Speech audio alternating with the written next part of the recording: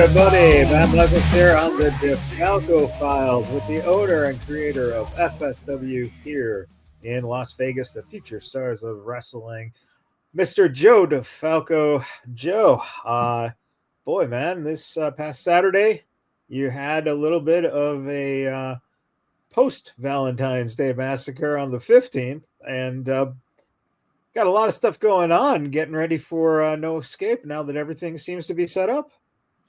Yeah, we're all set. We got 7 matches on the card, and they are all out there.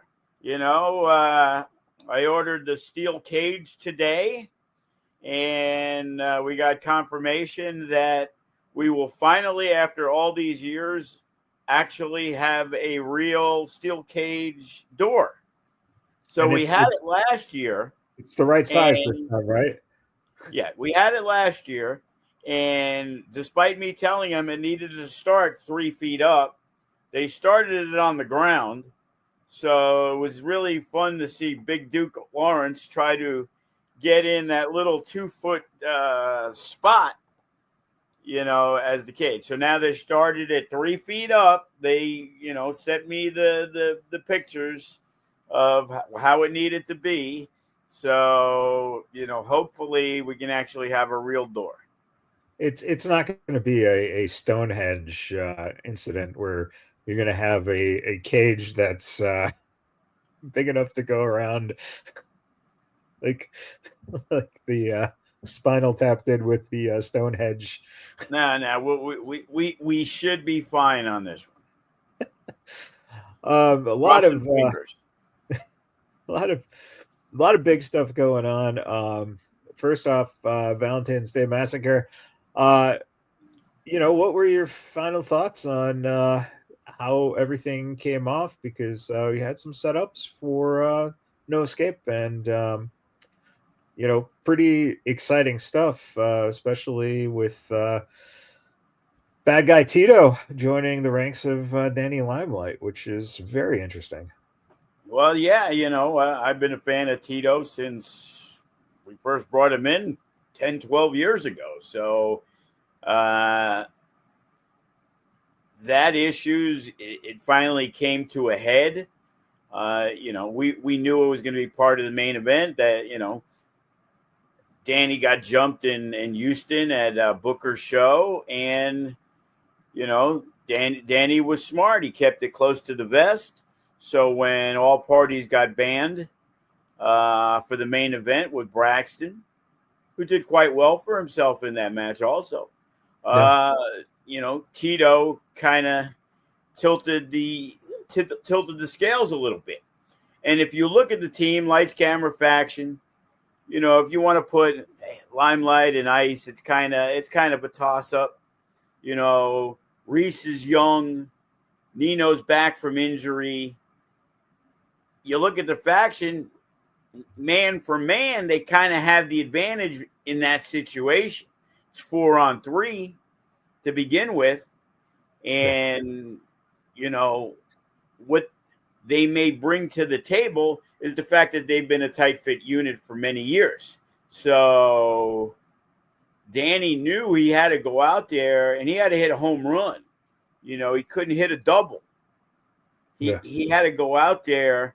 And Danny's got friends, It could have been a Tom Lawler, but I know he's banged up. And, he got, like they say in the draft, he drafted the best player on the board.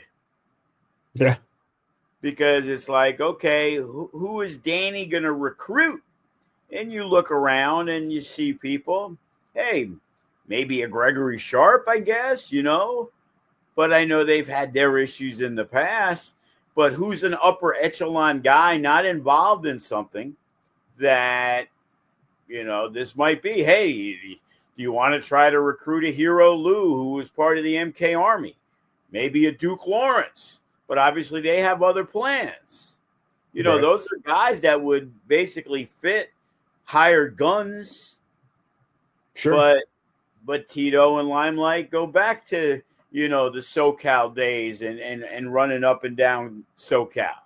And Tito's very familiar with everything that we do here in FSW.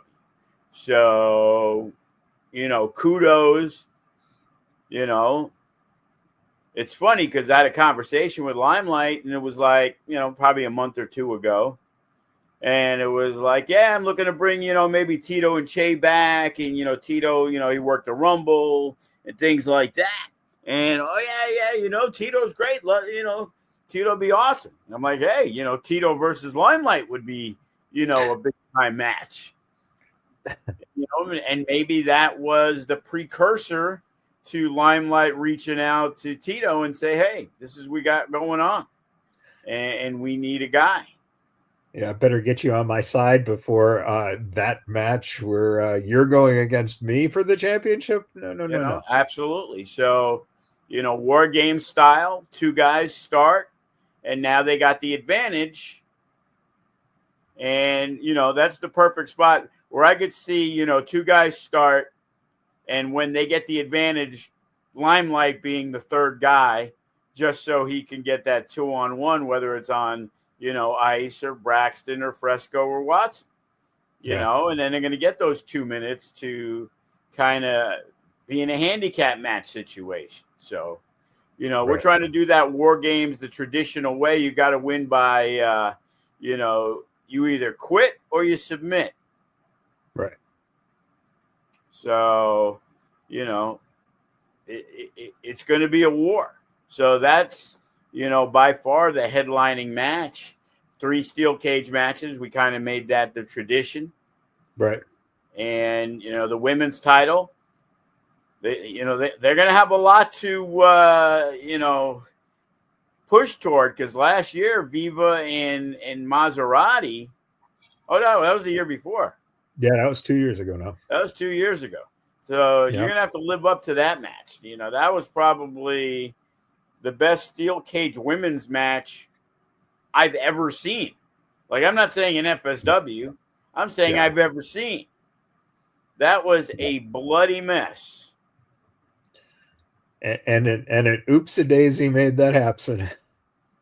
And then we got the tag team titles on the line. The makeshift chemistry, Sky High.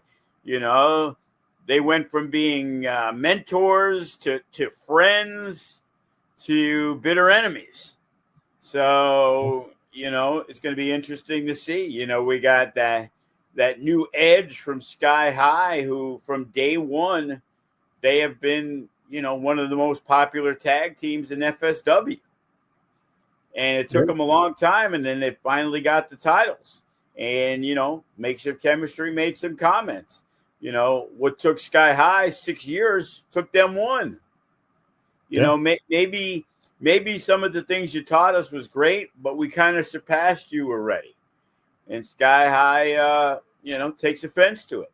So the thing about the steel cage match is sometimes you're just trying to get steel cage matches and, we'll do this and we'll do a escape the cage scramble, because it doesn't really have any story behind it, and you're trying to just have some cool matches. Well, These are cool matches that have all personal situations with Alice Blair and Gypsy Mac, from Andrew Delgado and Bateman taking out Gypsy. Right. Over the last year, from last No Escape, when Dante and Damian Drake, we come full circle on this one. Right. Dante King may have had the match won, but because of Gypsy and the threats from Damian Drake, Dante King quit in the I Quit match. Right. So now we're going to settle it in a DLC, doors, ladders, and chairs, for the No Limits Championship. Price of doors go up this year? I got to go hit up Habitat for Humanity across from Boulder Station.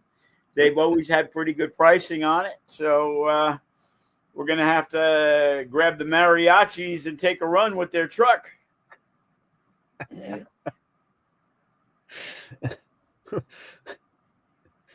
There's a joke in there somewhere about cheap labor.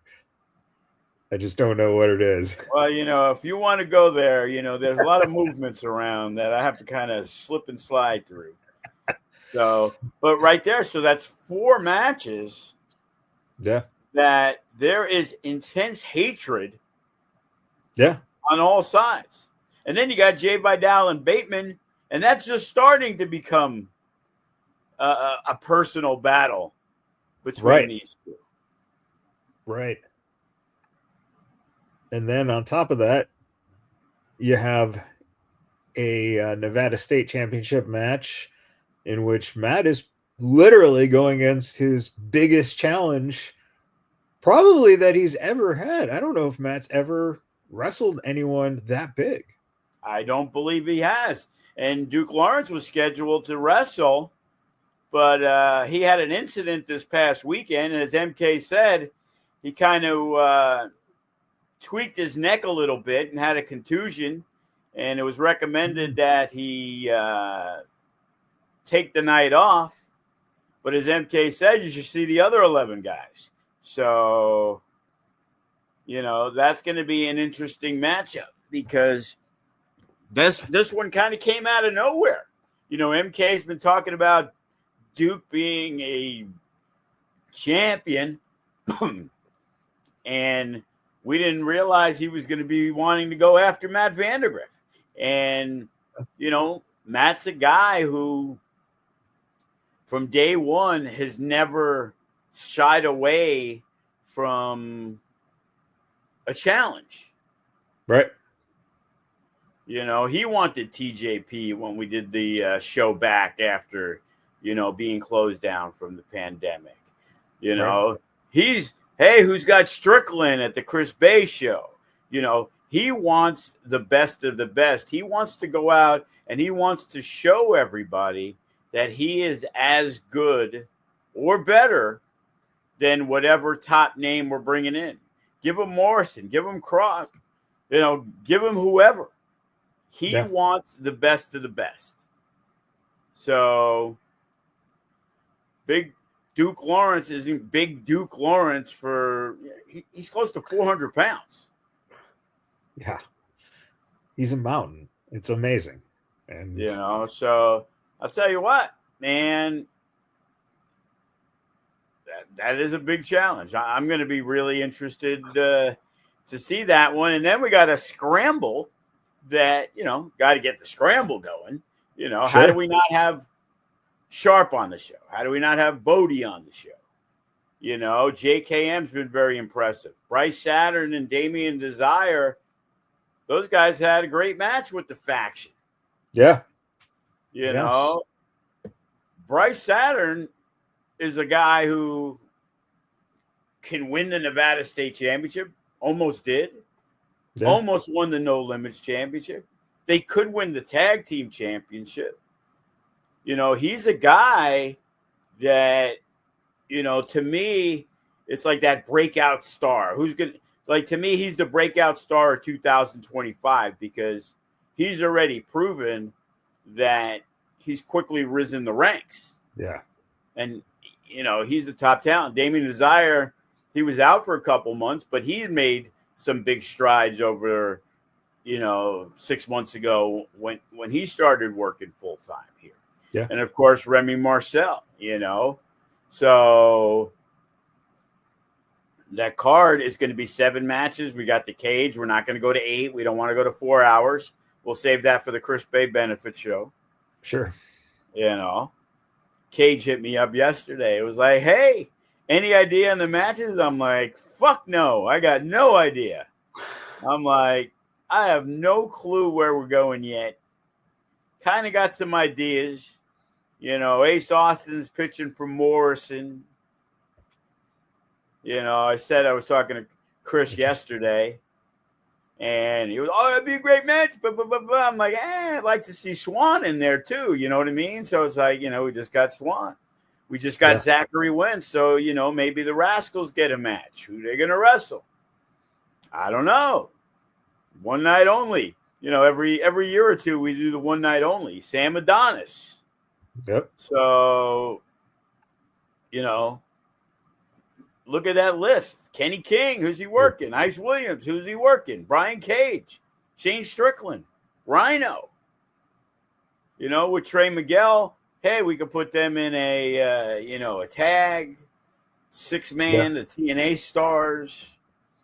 I'm keeping it quiet, but so far nobody has said, hey, the guy from this company can't work the guy from that company. Right.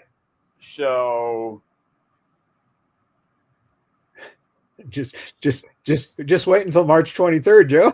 Yeah, and then we can make, it could be like a lethal lottery. We draw it out of the hat. Oh my, Shane Strickland's wrestling a TNA guy. Hey, Brian Cage, he's going to wrestle a TNA guy. You never know. And that hat got fixed, and all of a sudden it's Shane Strickland versus Ricky Tenacious, and John Morrison versus Ricky Tenacious, and I got a feeling that someone might get into that wheel and just load it with Ricky Tenacious. Well, now that you mentioned that, I'll make sure I double check. So, but yeah, the main issue is going to be getting all the people deserving of a match, because like for the FSW crew, like, okay, well,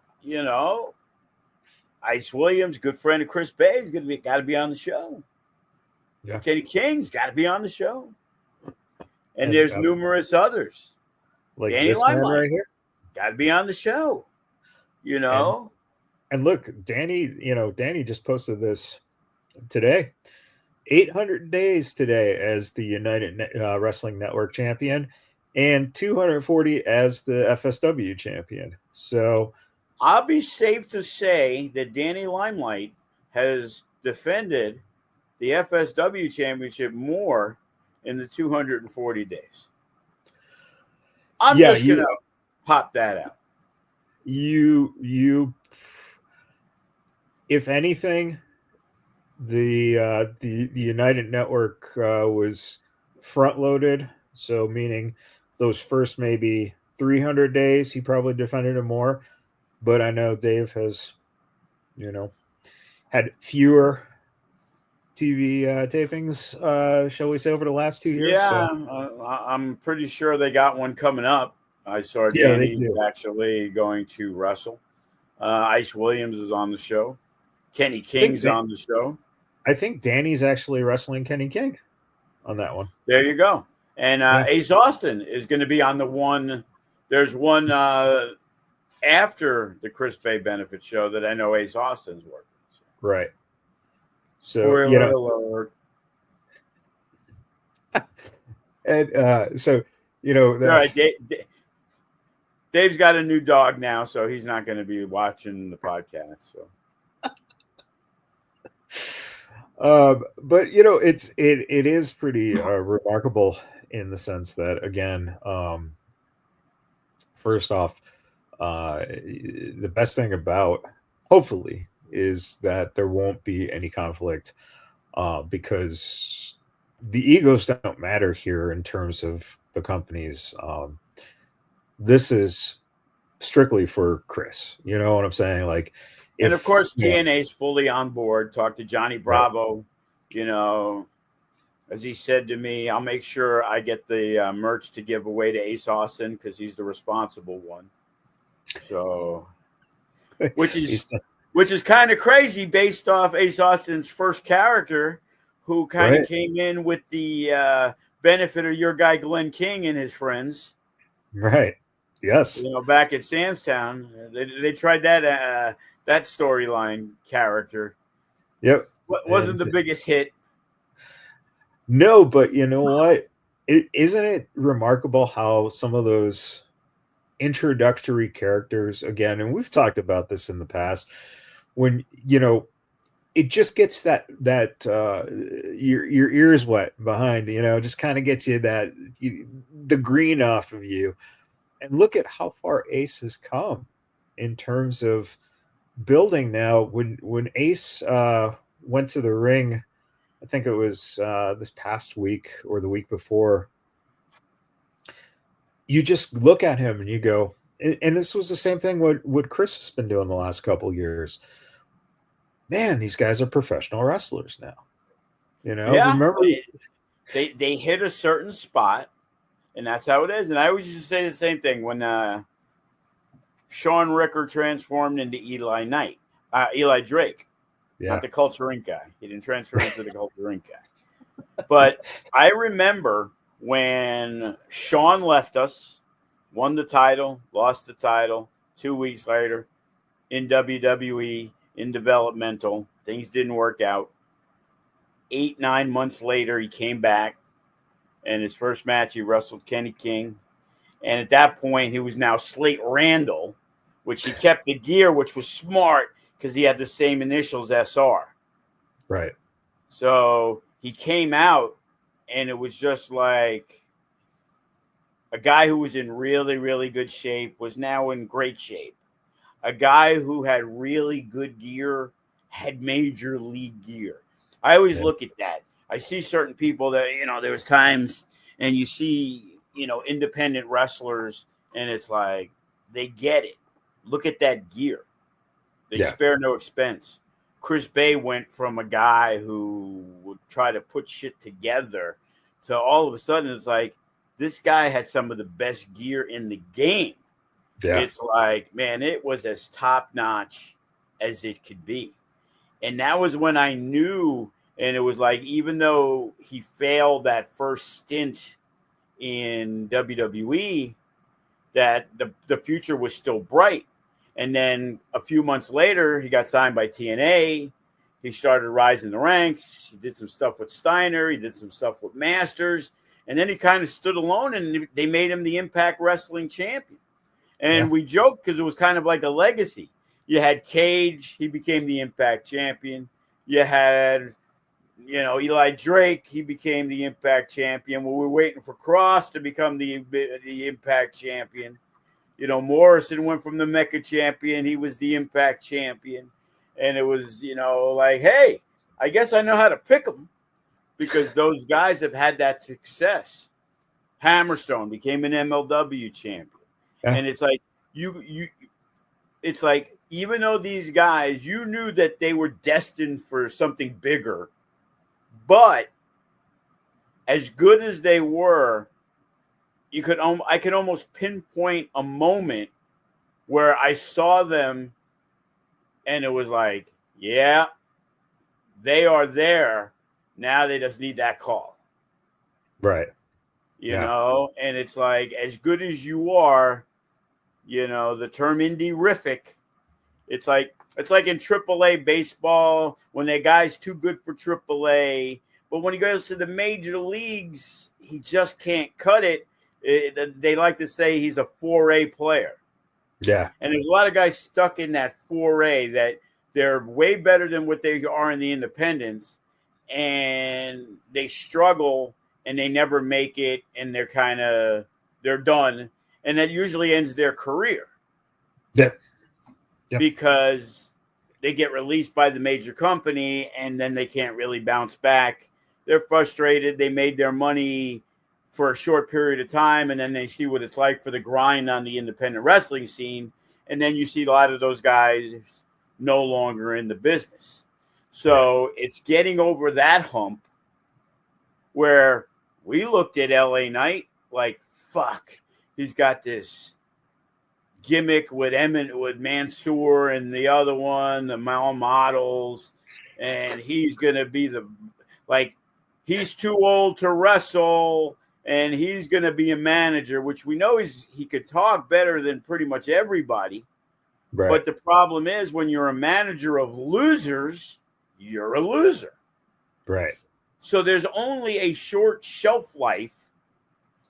How long would Jimmy Hart have been? Would Jimmy Hart have been a Hall of Famer if he didn't manage all these tag team champions and the Hart Foundation and everybody that he managed? Or would he be like Bruno Whippleman or Harvey Whippleman, Bruno, where, they didn't win, you know? So the longevity isn't there because not only Are you not good enough to win? You have a manager, and you're still not able to win, so he's not even good enough to help you. So I thought the writing was on the wall for LA Knight to where he was never going to get that opportunity. And then he got the opportunity against Bray Wyatt. And thankfully, even though he was fodder for the return of Bray Wyatt, they actually gave him a microphone. Yeah. Which not something that they're going to do all the time. It's like, look at Cross now. You know, he ain't wrestling, but he's on and he's interesting. And now all the people who used to shit on him are interested in seeing what's going on. It's still a little weird to me because it happened with the New Day. They broke up, but he was long gone. It happened with the Miz. He kind of turned, but he was gone. When he first started, it was Drew. And it was like he's always been in those spots. And now it's with Sami Zayn, but it isn't Sami Zayn against Cross. It's Sami Zayn against Owens. Yeah. So it's like, where does that leave him in the big picture? Well, and it also says a lot, too, that AOP got their release and, Cross did. And it took them how long to say, here, Kevin, you have the microphone and you do your thing. Like even in NXT where he did get over, Scarlett did the talking and she's not a talker. Like we knew what Kevin can do on a microphone. Right. As I said, he reminds me a lot of the Sean O'Hare, devil on your shoulder. Right. Type character. And I love that.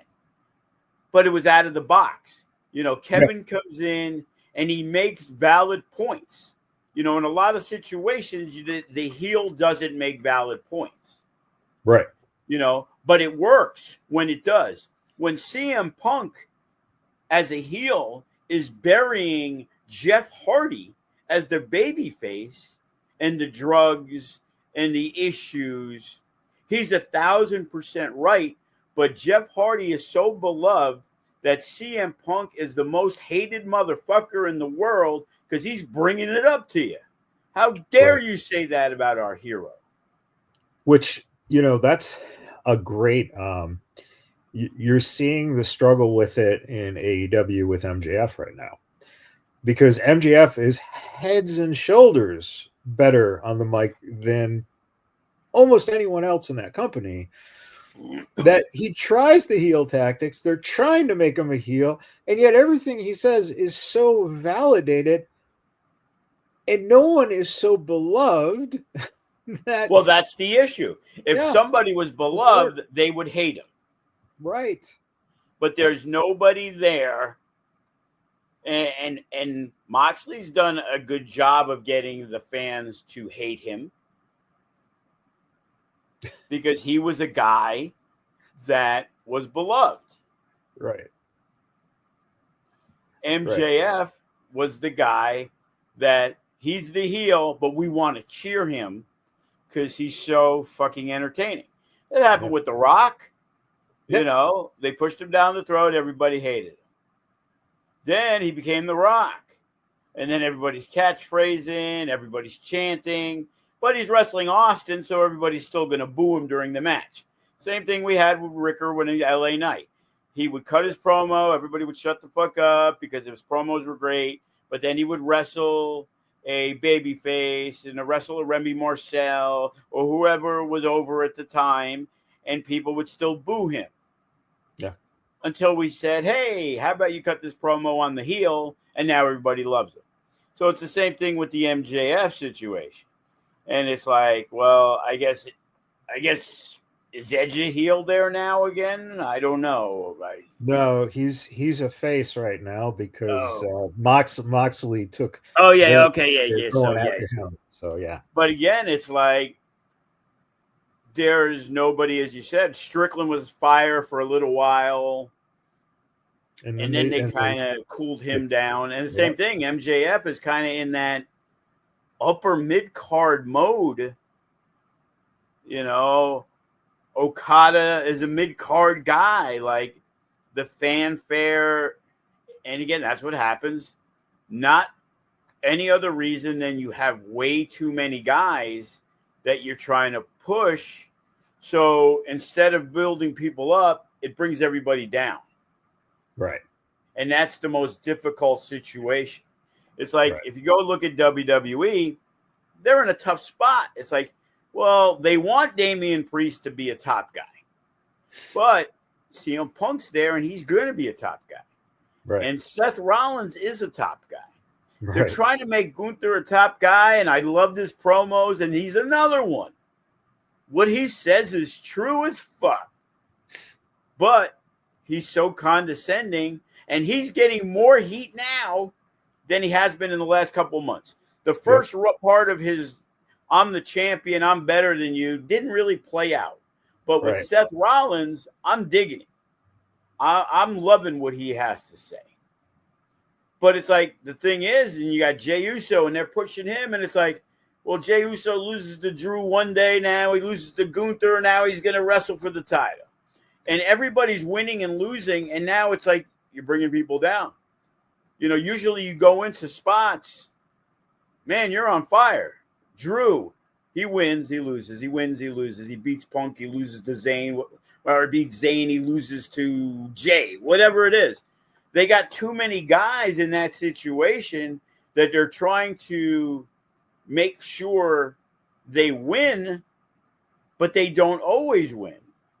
Right. So instead of, like, Jay's gotten this huge push, but I could talk about 2 or 3 matches he's lost, right, which is usually weird for the guy who's going into Mania to get the title. You know, the only one who I've grown very tired of, you know, in my opinion, I was never the hugest fan anyways, Cody Rhodes. It's like, what's he doing at Mania? It's almost like, who cares? Nothing's really been built up. Well, we won't know until the Elimination Chamber ends, I guess. So. And then it's like, okay. And that match is more interesting than any other match because you got Cena in it. Are they going to want to put him in the main event? You got CM Punk in it. You know, the thing about the Elimination Chamber is also, I believe it's 5 guys, right? Yeah, I think so. 4 guys now have to be pinned. 6 guys. So 5 people have to be pinned in that match. Yep. Okay, so where's the momentum if John Cena gets pinned? Where's the momentum for CM Punk if he gets pinned? Pretty sure Logan Paul's getting pinned. I can't see him getting in that spot. Seth Rollins and Cody Rhodes, we've seen it over and over. Even in that situation, despite having the fucking torn pec or whatever he had, they still couldn't let the returning Cody Rhodes lose to Seth Rollins when he was going to leave for 9 months. And Seth had a rebound back from losing like 3 straight matches. It's the same thing with Kevin Owens. So now Kevin Owens is hot. He just lost. Like, how many times did we have to watch him in a pay-per-view versus Cody Rhodes? He lost. And then he lost. And then he got another shot and he lost. It's like. But now that's a question. As someone who is coming up with ideas and stories and how to tell. One interesting thing is I like this idea that we're going to touch on Sammy and Kevin in Canada. Been there, done that. But okay.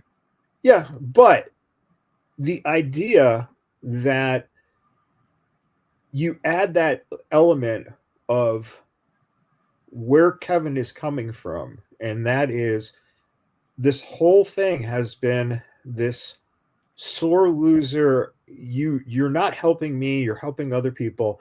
Right. And, the bloodline. Yeah, he's another one. Every point he's making is accurate. It's accurate. And it to me, I love this play idea of now Sammy's in a hospital bed going, you know what?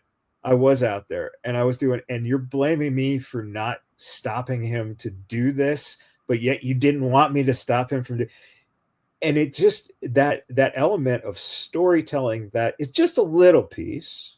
It just then to me as a fan, as a viewer, justifies seeing that match a little bit more because we still don't know what the end game is. And we also now have one small layer that's been added to the reason why this match actually means something because now it's personal. And I mean, is those the kind of things that when you're sitting down going, okay, our fans have probably seen this matchup between X and Y a couple times over the last 2 years. What can we do to elevate it so that the fans all of a sudden can reinvest into this and go, oh, okay, all right, now you know what I do want to see. We're seeing it in the blow off. Hopefully, what I'm assuming is going to be the blow off with Dante and Damian Drake, right? That's been almost a year of storytelling to get to this. More than that because we thought it culminated last year at No Escape, so that was 3 or 4 months. Yeah, but you also see that once it was done, it didn't get revisited to 8-9 months later. Right. My thing is, it's like if Zayn doesn't turn heel, what ends up being accomplished out of that? But by him turning heel, he's got to screw somebody over. Does he screw over Jey Uso? Right. Does he screw over Roman Reigns? It's like, so now you got Solo Sikoa back. You got Jacob Fatu on the rise. What's happening there? Who's Reigns wrestling? And it looks like we might. Is Reigns in the going to be in the Elimination Chamber? I don't think so. I don't think that's been announced yet. I don't see. That would be weird to me. So he's another. So WWE's done a great job. Back in the day, you'd have 3 people that might be like, okay, I could see that guy as the champion. Right. Now you can see 15 guys. Now I don't think Sami Zayn is a heavyweight champion. I don't think Jey Uso is a heavyweight champion. Like I think Drew McIntyre is. I think Seth Rollins is. I think Punk is. I think Reigns is. Jacob isn't ready to be that. Solo, I don't believe is ready to be that. Right. I don't think Logan Paul's ready to be that. But Damian Priest, they've put him in that situation. AJ Styles has to be rebuilt to be back that position. AJ Styles was the hated heel, feuding with Cody Rhodes, being a little brat. They switched brands. Now he's the lovable AJ Styles again. Well, AJ Styles is phenomenal, and AJ Styles has been a heavyweight champion, but he has to now be put in a situation so he's not going to be a champion. But you do have 6 or 7 people. Gunther, they built him up to be that guy. They made Priest the champ for a while, and he's doing great work. But they made him a star. They helped make Jey Uso a star. Everybody like, oh, Jey Uso. Well, WWE had to do something right to make Jey Uso that guy. He wasn't miraculously, hey, we want to root for him, and it's fucked up. He ain't going to be the champ. It's like, no. They put him in those situations where he was strong. And man, he took Reigns to the limit when he did get that shot. And they made people want to believe in Jey Uso like they did in Sami Zayn, which at one point, if he would have beat Reigns, they built him up. To me, LA Knight is a better guy to be a heavyweight champion than, say, a Logan Paul, even though Logan Paul is really good. People hate him, and he could be, but he's not going to be around enough and all the other stuff. But even though you wouldn't have LA Knight maybe beat Jacob Fatu, I would say LA Knight's ready to be a heavyweight champion before, because the crowd wants to get behind him. His matches are good enough, but he can engage you on the microphone.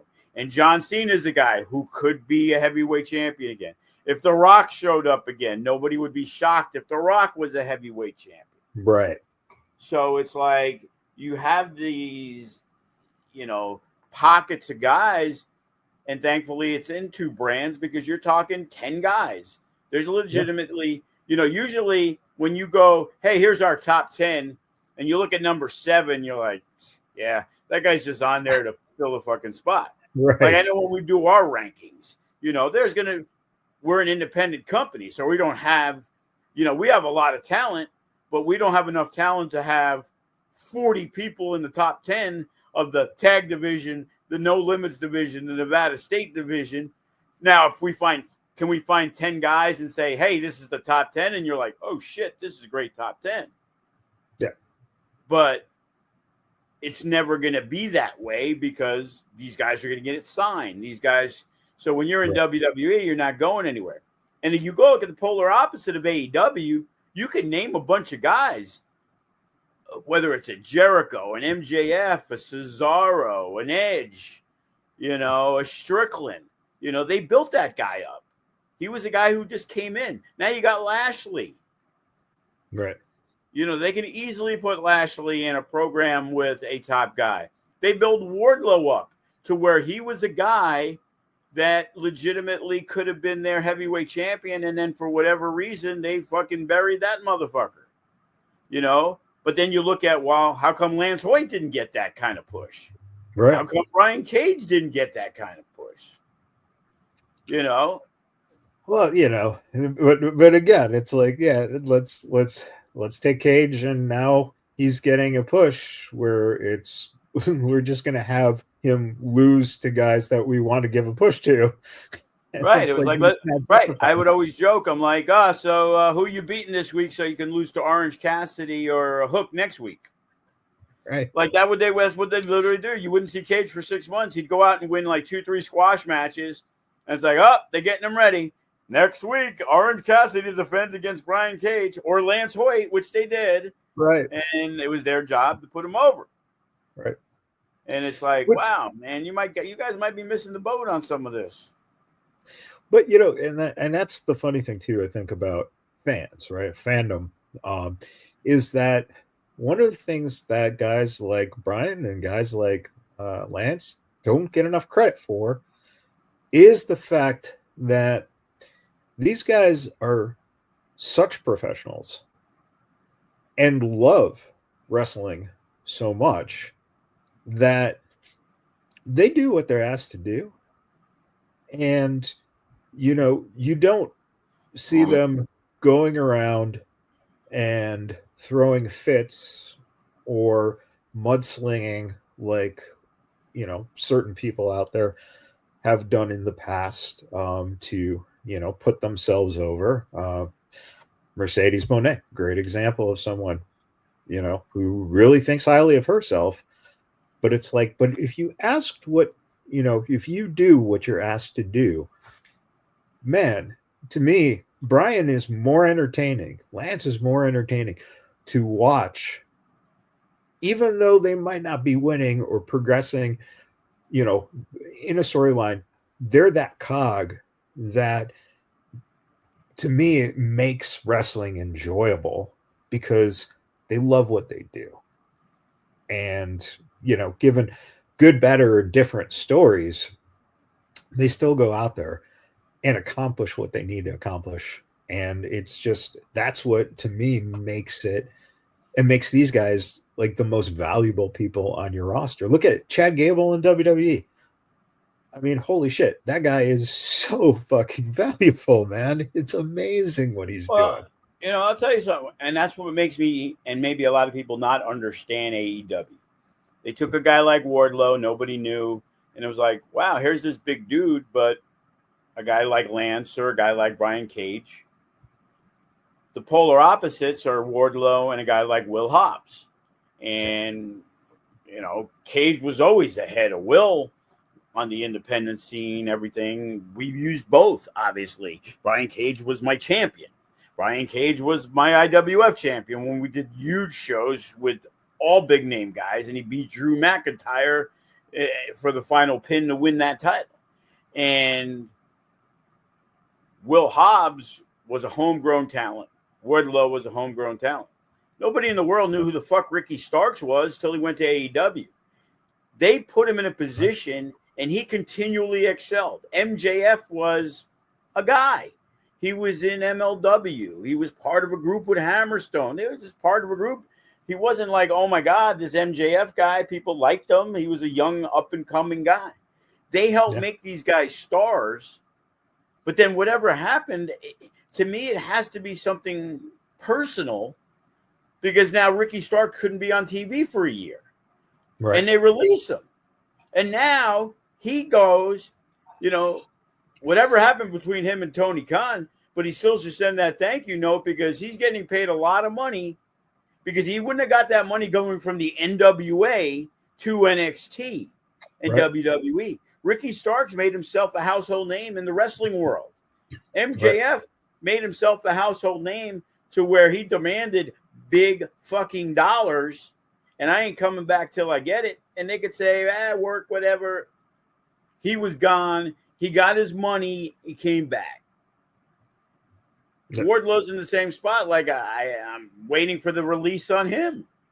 Yeah.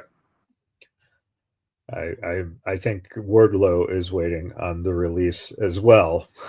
And here was a guy that I'm like, man, who's this Wardlow dude? They're just like, he's crushing everybody. They're putting the rocket on this guy, and then all of a sudden it was like, where the fuck's Wardlow? And you know what's really weird? What's even stranger is when you go to Target right now, you see the wrestling figures, and Wardlow, just within the last 3 weeks, is a figure that has been shipped to all these Targets. Everyone has them. He's got the TNT championship on him. And here's a guy that's been gone off TV. I think he had a run-in here in Vegas last year, and that was it. And yet, his figure is prominent, and they can't sell the figure because who wants, it's like, if you dissect this stuff, it makes no sense. It's crazy. I heard a rumor that Elon Musk is heading over to AEW to eliminate all the waste. And you want to talk about wasted money? How much money did you pay Rusev Miro? Like, I don't understand those stories. Oh, he refused this storyline, and like, what? So you're telling me this guy keeps cashing checks? It's hard for me to believe. Oh, we don't have anything for you. Yeah. What'd you sign them for? Yeah. All these guys. There's so many millions of dollars, and that's why it's like, oh, well, they got a great deal, and they're going to be around forever. And it's like, they're going to be around forever because the guy who's funding it has unlimited money, and he obviously loves wrestling, loves being around the wrestlers. So he's going to continue to do this, as we said with Dixie Carter, who did for many, many years, despite them not making money. They're not private. I mean, they're not public, and they're private. So all you hear about is, hey, they signed a deal with TNT for this amount of money, and they make, but it doesn't show what their costs are and how much in the red they are. Right. Because it's hard to believe with all that talent, and you've heard the rumors, a Moxley, a Jericho, and now an MJF, an Edge, that these guys are making upwards of $1 million a year. Yeah. They don't offset it by running 100 house shows. They don't run house shows. They run TV tapings that don't even have, that they've downsized to, arenas that hold a few thousand people. And you know, and you just said the key thing. Everyone kind of focuses on the arenas because they can't get people in. So being a private company and knowing the business like I know, and knowing entertainment business like I know it, uh, yes, on the face, sure, downsizing because you can't sell tickets. It's a very easy thing to say. On the honest answer is the venues cost way less. We know that.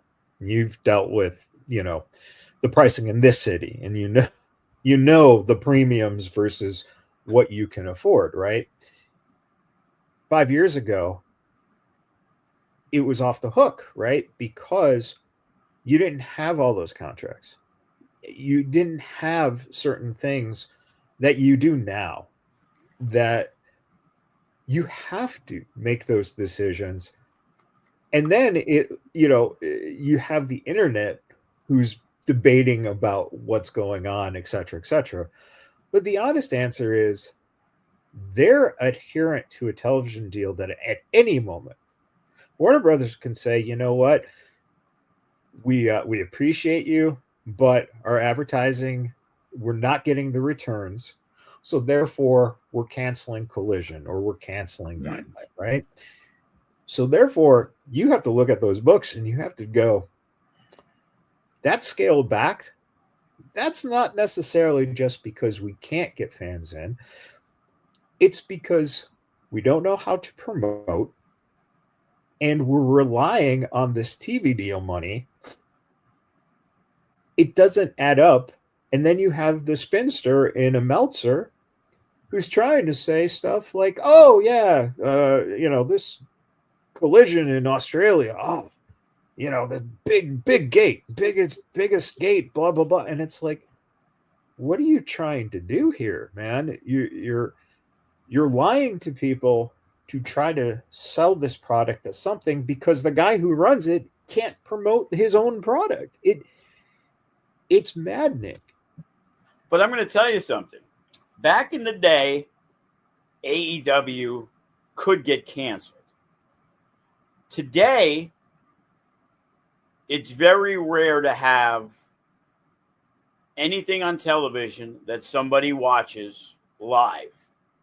Okay? Right. Cable ratings are high for them.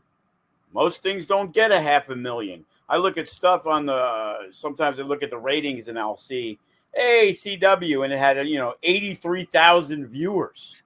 Right. Okay. Well, if you're getting 500,000 or 600,000 consistently, they're not canceling you, because I guarantee you that they're the highest rated show on TNT, and they're making sure they're managing what they are spending on it. Ratings right. don't mean as much anymore, but for a live show, that's why you can go and ESPN and Fox and NBC will all air the UFL, formerly XFL, USFL, whatever the fuck they want to call it. And you mean stands. MK? You mean MK's favorite league? Yes. So I go watch the UFL. Nothing else is on, so I'm going to watch some football.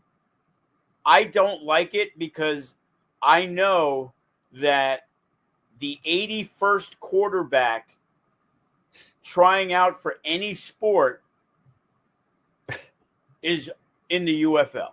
You're not getting the 34th best because the starters, the backups, and nobody wants to see the third stringer in a game because he's not that good. So if you can't beat out the third stringer, you're in the UFL. Yeah. And yeah, I guess it's okay because it's like in college where people thought Tim Tebow was good. He wasn't. He's playing inferior teams. Well, it's an inferior product, and the quarterbacks still aren't that good in the UFL. And you also know why it ain't that good in the UFL? Because they have a TV deal. They don't care about their live gate, as MK said. I'm like MK. They're only getting X amount of dollars.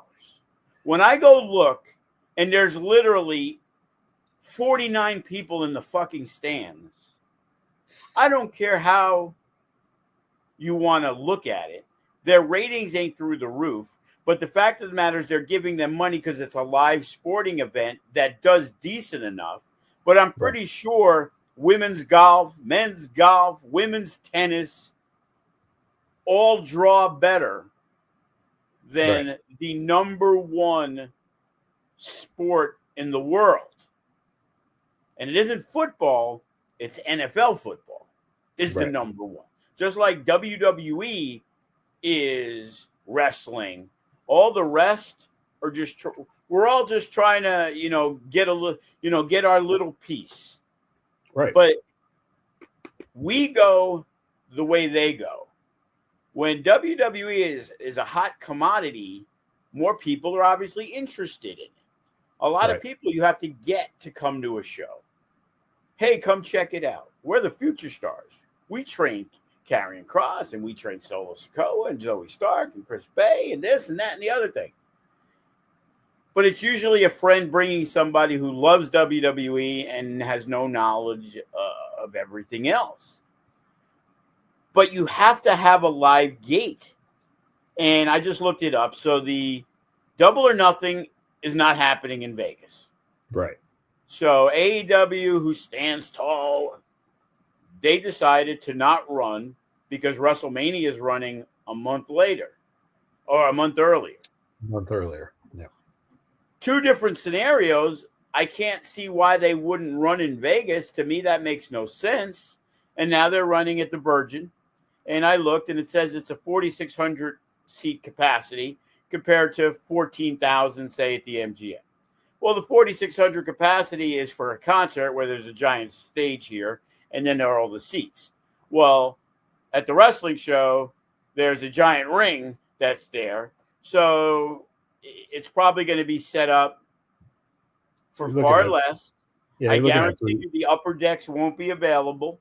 Right. And it's going to be set up for 2,500 maybe? 25 to 3. Yep, I agree. Kind of like the Dollar Loan Center. It's set up for 5,000, and they cut out 70% of it. It was only set up for 1,500, and they couldn't sell that out. So they better make sure that they're doing well on the TV product. Because if that 500,000 then all of a sudden became 200,000, because remember that 500,000 used to be 800,000 or 900,000. That was the thing. They were, hey, we beat NXT. Right. Okay, well, that's like me saying, we beat the AAA affiliate, yet we're supposed to be the major leagues. Right. Yep. Hey, we drew better than the team who was playing in Cashman Field. Well, now, and what's even more interesting is TNA's announcement that April 17th, they're running the Cox. They're running UNLV. Yeah. So, I mean, it's fascinating. Again, you just said it. Using the momentum when wrestling is hot. Even TNA now working with TKO and getting this working opportunity with WWE,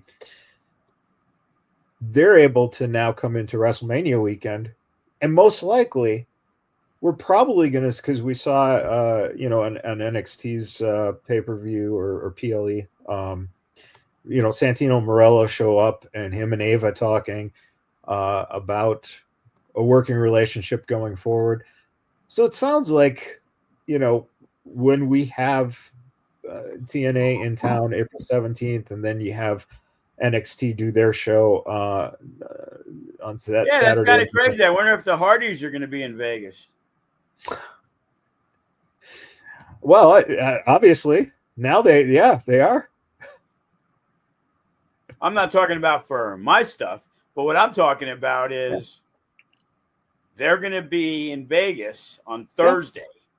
You're going to tell me that they're not going to want to take advantage of a WrestleMania Hardy's pop? That's, at the very least, you would assume that that NXT show on that Saturday morning would get the Hardys. But I think you're right. That's that NXT. The Hardys are going to be on the main show. They got to be on the main show. Nobody cares if they're on NXT. Come on. Hey, man. You kidding me?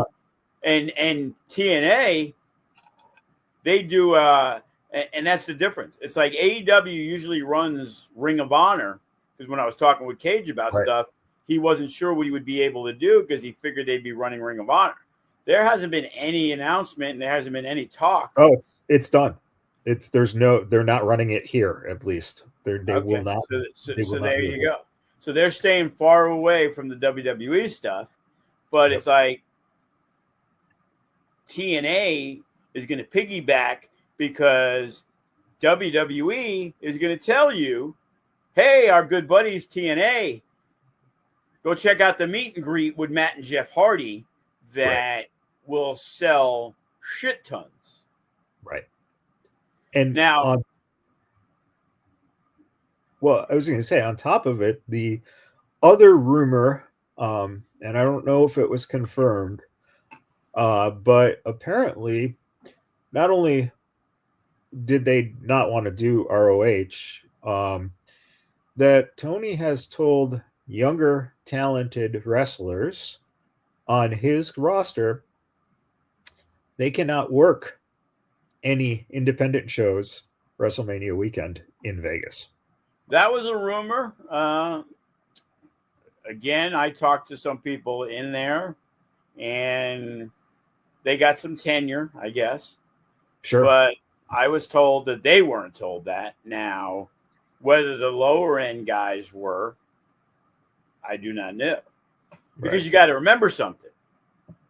Mania is on a Saturday and a Sunday. Right. Well, AEW is probably filming on the Wednesday and the Saturday or Friday, whichever day it is. Is it Friday or Saturday? Saturday for Collision now. Yeah. So, because they got rid of the Friday one, right? Which was Rampage, I believe. So, so Wednesday and Saturday. So, not a lot of options, I guess, Thursday and Friday. But I've seen a lot of shows, and I'll be honest, I haven't noticed. Like, I saw one show that was going to have Wardlow on it, but I'm pretty sure, he's kind of okay to do whatever because I'm not sure he's doing anything else. Right. But, like, Bloodsport's going to be here. Now, Jon Moxley usually fights at Bloodsport. Right. And Jon Moxley's a guy who can do whatever the fuck Jon Moxley wants to do. If he wants to be on Bloodsport, if he wants to work GCW, from what I understand, his contract states he does. As when he did Natural Born Killers, he said, and that was when he was first signed to AEW. He's like, I can do whatever I want. So that's why he was able to go to Japan when he wanted. So, but I'm going to probably look a little more at it. But any contracted wrestlers from AEW, I haven't noticed at all on any of the WrestleMania announcements. And it confuses me too, because let's take the Gates of Agony, right? Why would you not want those guys wrestling on 3 or 4 or 5 different shows out here that weekend so they can be announced to this crowd that's coming from around the world as the AEW tag, former ROH tag. 1,000%. I felt the same way. We used to use Jungle Boy, and then Jungle Boy signed with AEW, but AEW only ran one show, and they were still waiting for the TV deal. But young Jungle Boy, who's probably 20 or 21 years old, was getting 0 matches for a year. Yep. Instead of letting him wrestle continuously throughout the indies, to make him better, make him get more experience so he would be ready when they kicked the deal off. And it was mind-boggling to me that he wasn't able to. Because I remember I hit him up because he was in the group with, I guess, Luchasaurus and I believe it was Marco Stunt. Right. Yep. And there was a show in like Washington State. And whatever they were called, the something Jurassic Express or whatever it was. So it was like Jurassic Express coming to, maybe it was Defy. I don't even know. Before they even had the relationship that they got. So I hit him up. I'm like, hey, bro, you're able to do independent wrestling shows? He's like, nah, man. It was like Luchasaurus can and then the other guy can, but I'm not allowed to. I'm like, well, that's kind of fucked up. It's like, it ain't like you're doing anything. Like, why wouldn't you let this guy work a Chris Bey or all these guys that were on the independents and have some good matches like he did with us before? Yep. And, you know, it's a shame. And again, I get the spitefulness, but it isn't like these guys are wrestling a WWE-based show. Right. It's like, wow, these guys who aren't getting paid a ton of money, a guy like Toa who's probably getting paid per appearance, so if he's not appearing, he's not being paid, now can't drive 4 hours to Vegas and get booked on 4 shows. Right. Yeah. So it's like you're taking money out of my family's mouths, because you're mad about something. Well, you got all the money in the world. Right. I don't. I don't got all the money in the world. Are you going to pay me for my missed bookings? Because I see the spoilers, I see the stuff, and there's plenty of times Toa's not on the show. No. No. You know, at least with TNA, you either got a guaranteed contract, you're being paid, or you're being paid per show, and you do whatever the fuck you want. You don't have to ask if it's okay. Yeah. Hey, Brian, I need you to work this show. Blah, blah, blah. We're doing a Mecca. Okay, let me call it in. Let me make sure it's okay. Right. But at least Brian's in a different situation. He's got a guaranteed contract. Right. I get it. Because if he gets hurt, what the fuck? Right. And let's, let's also, again, let's reiterate too, from our perspective of being friends with a lot of these guys, the best thing that AEW represents is the fact that these guys are making money for their families, and thank you for paying these guys. That's awesome. But the pettiness, and like I said, especially, man, you got people who, if you're coming in from Australia, well, they were just in Australia. Let's say, you're coming in from Germany, you don't get to see AEW wrestlers, very often, maybe not at all, if they haven't been there. Why would you not want to have some of those people who are a little, or maybe not getting utilized, who need some more seasoning that you might have just signed recently, like Viva Van, let's say. Why would you not want Viva Van wrestling on some of the? Now she's an AEW wrestler, and I barely have seen her. Right. And it's like, expose them to those people who want to go, oh, wow.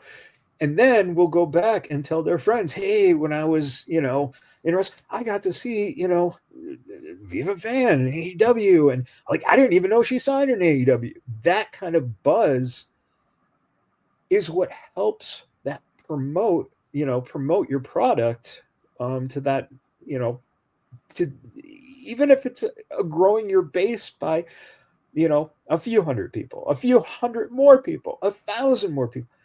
That's how you do it. And that's what just staggers me, is why has it ever become us versus them when it should be, hey, these guys are the top. We're not going to touch them. It was the same thing when Bischoff and Hogan came in TNA, and it was like, oh yeah, we're going to challenge WWE, blah, blah, blah. Why? Utilize the popularity of their company to then promote pro wrestling, promote your company, and go like, hey, we have some of those guys. We have guys who wanted to be here, and sell yourself as not as this product of like, well, we're the alternative to them, even though we have 30 guys on a roster who were there. It's frustrating, especially when you talk about the opportunities that get missed. And speaking of opportunities, I'm going to play this, Joe, and then I wanted your reaction from when you saw that.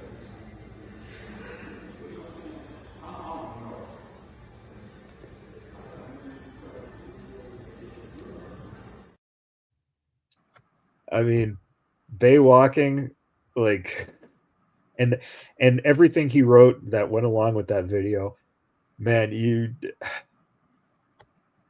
Well, obviously it was a great moment, but I saw that 3 weeks ago when he was at the school and he walked over to me. right? You know what I mean? So it was, I didn't realize it was his birthday till I saw that it was his birthday. I didn't realize the post was made till I went on Twitter. And because when when I was talking with him, he told me that, he's not going to post anything till he's able to walk on his own without a walker. Right. And he'd actually been doing it for a little while because he was in the wheelchair. And then it was like, I scrapped the wheelchair. Fuck that. And then he had the walker, but the walker was against the ring post and he was standing there on the other side of the thing. And then I'm like, hey, we might do the show at the Hard Rock Cafe. Let me show you, because they have the 3D rendering. And he walked into the office. I'm like, look at you. What the fuck? Like the progress in such, like, 2 months, nothing. And then in a month and a half, it's just been incredible. So, obviously it was great to see. A lot of people had no knowledge, and everybody did their part in, trying not to put out information to the masses. Obviously I told some people that are friends of Chris, they don't want to burden him. How many messages does the guy get? His hands aren't working great. Like, so he's not texting everybody back and all this other stuff. So it's like, the fact of the matter is, I saw it and I'm like, oh, wow, man, he's got a lot of, it was like 300,000 views in like 45 minutes. And it was like 1.3 million. And it was like 2 million. I'm like, holy fuck. I wish you would have tagged FSW on those 2.6 million views. Hey, don't forget about the benefit, Joe. Give me that little rub. But yeah, it's just amazing to see. And the people that have reached out, you go look at the likes, or you go look at the reposts, and it's like a who's who of the wrestling community. And it goes to show you, it's like, here's a guy who's in TNA. Wasn't in WWE for 8 years. Yeah. But he has made an impact on a lot of people that maybe know him in passing, know him through somebody else. But everything is kind of the same. One of the nicest guys. And like I said, this business is fucking cruel at times. A lot of fucking pieces of shit. But there's a lot of great people. And those great people, get overshadowed, as they like to say, by the, I like to call them the moral minority. It's the mass minority, because they're the ones with the biggest mouths and they have the most shit to say. When you're doing things the right way, you don't have to go around and brag about it. People who don't know Lance Hoyt, I tell everybody, man, that's like the nicest motherfucker I've ever met. Like, not the nicest wrestler, I'm saying person. And there's people that are like that. But you don't know that because if you don't know him, you don't know. You just see him, this big mean dude yelling at a little kid at the show, whatever, you know. But as a human being, and there's a lot of great human beings, you just don't know what people do to help other people, things like that, because they just do it. They don't do it to say, "Hey, everybody, I just donated 100,000 for this." No, they just do it. They can afford it. They do something. How can we help? How can they help? Right. You know, and even for this show, you know, everybody's reaching out. Fans who haven't come to shows, maybe they're not even like into wrestling as much, want to give money to come to the show because when they first started, or they used to come when Chris first started, and he was nice to them and he took a picture, and it wasn't like, "Hey, I'm in TNA now, you know, that's $10, that's $20." You know, he always has time to talk to somebody. He always has time to listen to somebody. You know, there's plenty of fans, and you know, they got things going on in their lives, and you know, it means a lot when one of the wrestlers reaches out to them. "Hey, it's going to be okay. I understand your mental health issues. I understand your depression. I understand. I've been in this position." Right. And it's like a role model to them. So it means a lot more than your friend saying, "Oh, it's going to be okay." But when Chris Bey says it, or this person says it, or that person says it. So it's great that when, you know, we can do something for somebody that, you know, people get behind it and do anything they can to help. So yeah, and for anyone listening and not watching, again, some of the names that are going to be on the show on March 23rd for the benefit: Rich Swann, Danny Limelight, Sam Adonis, John Morrison, Shane Strickland, Trey Miguel, Rhino, Brian Cage, Ace Austin, Kenny King, Alex Zane, Ice Williams, Brooke Havoc, Brittany Brooks, Rich Knox, Melissa Santos, and more. Zachary Wentz. Zachary Wentz. Yep. To appear. Or chose to appear. Didn't get signed to appear. Right. And you know, a certain WWE guy who. Yes, we're still waiting. I messaged him today. I'm like, "Bro, what's up with your dude? He's supposed to send me some fucking paperwork so I can sign it and we can make the announcement." Fuck. Like, all our fans know who it is, pretty much. But basically, you know, you don't want to let the cat out of the bag. But today I saw Triple H announced that the WWE ID will have their own championship. All right. Did you see that? Yeah. So they're going to have a men and women's title. Once I get off with you, I'm going to send that text to Gabe. It says the tournament matches will be held at different independent wrestling promotions. Well, they better be happening at FSW, brother. Ice Williams needs that home field advantage. Jordan Oasis. Yeah, absolutely. And, well, I mean, you know, depending on what the time frame is, you know, we'll see where the final matches are held, because wouldn't that be a great little tie-in to WrestleMania weekend? Wow, what an idea if they did it on WrestleMania week. Yeah.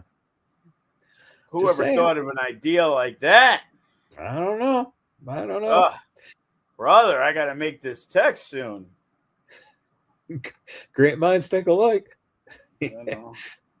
And, you know, and a shout out to, you know, speaking of people and giving respect to Bay, big shout out to Adam Pearce, who did his video of his Raw announcements and then revealed the Chris Bey shirt and sent out, you know, a message in supporting Chris. Once again, you know, Adam is one of those guys who was in SoCal for, you know, as long as I can remember, and another one of those guys who's like Chris, just beloved by everyone. And pretty sure their paths crossed through Marquez when Chris was doing stuff for United Wrestling Network. So, you know, again, it's just great to see everyone giving the recognition and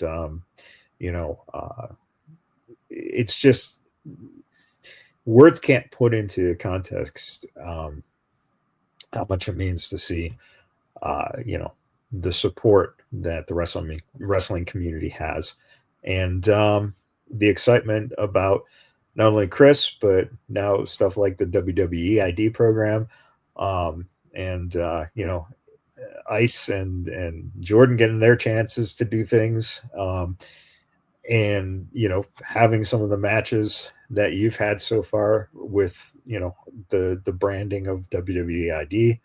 Um, Gonna and tell then Gabe if they need a wild card, put in Bodie.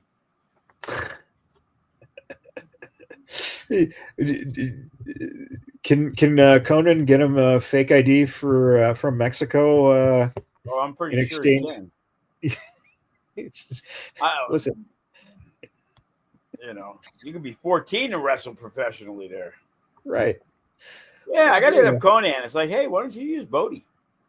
Yeah, that's what I'm kind of thinking. Like, I think that would be a nice little seasoning. I gotta have to text Conan after this.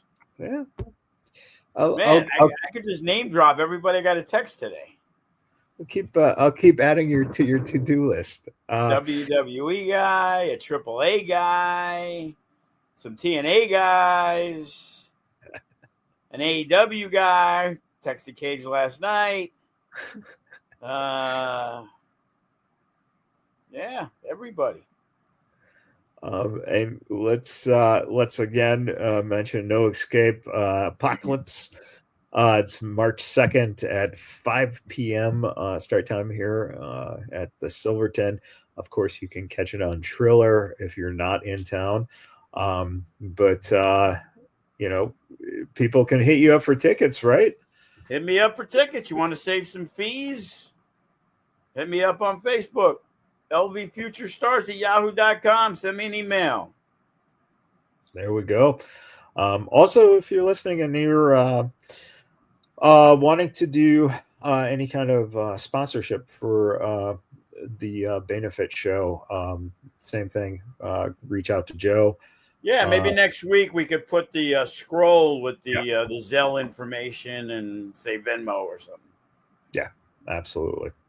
All right, final thoughts before we let everyone go this week.